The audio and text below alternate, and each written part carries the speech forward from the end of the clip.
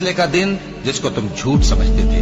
फरिश्तों को हुक्म होगा जो लोग जुल्म करते थे उनको और उनके हम जिन्सों को और जिनको वो पूजा करते थे सबको जमा कर लो, यानी जिनको अल्लाह के सिवा पूजा करते थे, फिर उनको जहन्नम के रास्ते पर चला दो और उनको ठहराए रखो कि उनसे कुछ पूछना है। तुमको क्या हुआ कि एक दूसरे की मदद नहीं करते? असल बात यह है कि आज ये लोग अपनी गलती तस्लीम कर रहे हैं और वो एक दूसरे की तरफ रुख करके सवाल और जवाब करेंगे। पैरोकार अपने पेशवाओं से कहेंगे कि तुम ही हमारे पास दाईं तरफ से आते थे।